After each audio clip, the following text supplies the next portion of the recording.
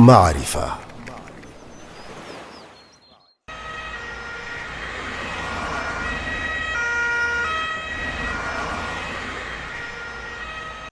الحمدللہ ابو بکر زیادہ زخمی نہیں ہوا. ہاں لیکن میرا خیال ہے اسے آرام کرنا پڑے گا. بالکل اسے کچھ آرام کرنا چاہیے. اسلام انشورنس یا رسک مینجمنٹ کو کس طرح دیکھتا ہے؟ در حقیقت اسلام انشورنس یا رسک مینجمنٹ کے تصور سے منع نہیں کرتا، لیکن وہ رسک مینجمنٹ کو چند شرائط کا پابند بناتا ہے تاکہ منافع خوری کی خاطر رسک کے معاملے میں سٹہ بازی نہ آ جائے اور نہ کوئی شخص دوسروں کو نقصان پہنچا کر خود منافع حاصل کرے. یہ تو دلچسپ چیز ہے. اگر معاملہ یہی ہے تب مجھے یقین ہے کہ خطرے سے نپٹنے یا انشورنس کے متعلق کچھ اسلامی پروڈکٹس بھی ہوں گے. ہاں تم بالکل صحیح کہہ رہے ہو. تکافل نامی ایک پروڈکٹ ہے جو انشورنس کی اسلامی شکل ہے. کیا تم مجھے بتا سکتے ہو یہ تکافل کیا ہے؟ تکافل چند افراد کے درمیان تعاون باہمی کے اصول پر طے پانے والا وہ معاہدہ ہے جس کے ذریعے مخصوص خطرات کے مضر اثرات کا ازالہ کیا جاتا ہے جن سے تمام کو سابقہ پیش آ سکتا ہے. تکافل کس اصول پر کام کرتا ہے؟ تکافل تبرع اور باہمی تعاون کے اصول پر کام کرتا ہے. مہربانی کر کے کیا تم مجھے یہ تبرع اور باہمی تعاون جیسی اصطلاحات سمجھا سکتے ہو؟ عربی لفظ تبرع کا مطلب عطیہ یا تحفہ دینا ہے اور باہمی تعاون کا مطلب آپس میں ایک دوسرے کی مدد کرنا. اس کا مطلب تکافل میں شرکا ایک دوسرے کے تعاون کے لیے احتیاط دیتے ہیں تاکہ کسی موقع پر پیش آنے والے خطرات کے نقصان سے نپٹا جا سکے. کیا میں صحیح کہہ رہا ہوں؟ بالکل صحیح. یہ ایک قسم کا باہمی تعاون ہے تاکہ کسی نقصان یا خطرے کو سب مل کر برداشت کریں. کیا تکافل اسلامی انڈسٹری میں حالیہ دنوں کی پیداوار ہے؟ نہیں، در حقیقت تکافل کا تصور اسلام سے قبل عربوں کی قدیم روایت میں تھا. حضرت محمد صلی اللہ علیہ وسلم نے ان رواجوں کو تسلیم کیا اور انہیں جاری رکھنے کی اجازت دی. کیا تم مجھے تکافل کے میکانزم کے بارے میں کچھ بتا سکتے ہو؟ تکافل میں شریک افراد ایک انشورنس فنڈ میں عطیات جمع کرتے ہیں. اس فنڈ کے ذرائع کو کسی بھی شریک کو ہونے والے نقصان کی بھرپائی کے لیے استعمال کیا جاتا ہے. اس انشورنس کو یا تو فنڈ کے مخصوص شرکا کا گروپ چلاتا ہے یا پھر کچھ مخصوص فیس لے کر ایک جوائنٹ اسٹاک کمپنی چلاتی ہے. شرکا اور فنڈ مینیجر کے درمیان کیا تعلق ہوتا ہے؟ شرکا اور فنڈ مینیجر کے درمیان تعلق کی بنیاد تکافل کے لیے اختیار کیے جانے والے ماڈل پر ہوتی ہے. اچھا ایسا ہے. کیا تم مجھے تکافل میں اختیار کیے جانے والے مختلف ماڈلز کے بارے میں معلومات دے سکتے ہو؟ یقیناً. عمومی طور پر اختیار کیے جانے والے ماڈلز میں مضاربت، وکالہ، وقف، مخلوط یعنی ہائبرڈ ماڈل شامل ہیں. میرے خیال میں مضاربت ماڈل میں فنڈ مینیجر جمع کی گئی رقم کا اضافی حصہ سرمایہ کاری کے لیے بطور مضارب استعمال کرتا ہے جبکہ فنڈ کی حیثیت رب المال کی ہوتی ہے. ہاں تم بالکل صحیح کہہ رہے ہو. دوسرے ماڈلز کا معاملہ بھی ٹھیک اسی طرح ہے.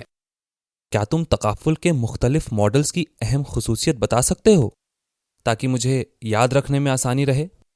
ضرور، کیوں نہیں. مضاربت ماڈل میں فنڈ مینیجر کو اضافی رقم کی سرمایہ کاری سے حاصل ہونے والے منافع میں سے حصہ دیا جاتا ہے لیکن تنخواہ یا کوئی فیس نہیں دی جاتی. وکالہ ماڈل میں فنڈ مینیجر کو ایک مخصوص فیس دی جاتی ہے لیکن اضافی رقم میں سے حصہ نہیں دیا جاتا. وقف ماڈل میں فنڈ مینیجر کی تنخواہ دی جاتی ہے. اگر شرکا کی جانب سے دی گئی کل رقم نقصان سے زیادہ ہو تو بچی ہوئی رقم کہاں استعمال کی جاتی ہے؟ اچھا سوال ہے. وقف کو چھوڑ کر باقی تمام صورتوں میں باقی بچی ہوئی رقم کو واپس شرکا میں ان کے عطیہ کے تناسب میں بانٹ دیا جاتا ہے اور وقف کی صورت میں اسے محفوظ رقم کے طور پر رکھ لیا جاتا ہے. کیا فنڈ مینیجر کو اس رقم کی سرمایہ کاری کرنے کی اجازت ہے؟ ہاں، اسے اس رقم کے ایک حصے کو شرعی لحاظ سے منافع دینے والے بزنس میں لگانے کی اجازت ہے اور اس سے ہونے والی نقد رقم کو شرکا میں بانٹ دیا جاتا ہے. اس کو 2 مختلف اکاؤنٹ کے ذریعے انجام دیا جاتا ہے جنہیں شرکا کا کھاتہ اور شرکا کا خصوصی کھاتہ کہتے ہیں. یہ شرکا کا کھاتہ کیا ہے؟ یہ وہ کھاتہ ہے جس میں جمع کی گئی رقم کا ایک حصہ شرعی لحاظ سے چلنے والی تجارت میں لگانے کے لیے محفوظ ہوتا ہے. یہ دوسرا کھاتہ جسے تم نے شرکا کا خصوصی کھاتہ کہا ہے وہ کیا ہے؟ یہ وہ کھاتا ہے جس میں رقم کا ایک حصہ شرکا کے نقصانات کی بھرپائی کے لیے رکھا جاتا ہے۔ کیا تم مجھے بتا سکتے ہو کہ اضافی رقم کا حساب کس طرح لگایا جا سکتا ہے؟ اضافی رقم کا حساب لگانے کا طریقہ بالکل آسان ہے۔ اضافی رقم مساوی ہے محفوظ شدہ صافی نقد رقم جمع سرمائے سے حاصل ہونے والی صافی نقد آمدنی۔ کیا تم مجھے مہربانی کر کے محفوظ شدہ صافی نقد رقم اور سرمایہ سے حاصل ہونے والی صافی نقد آمدنی کے بارے میں بتا سکتے ہو؟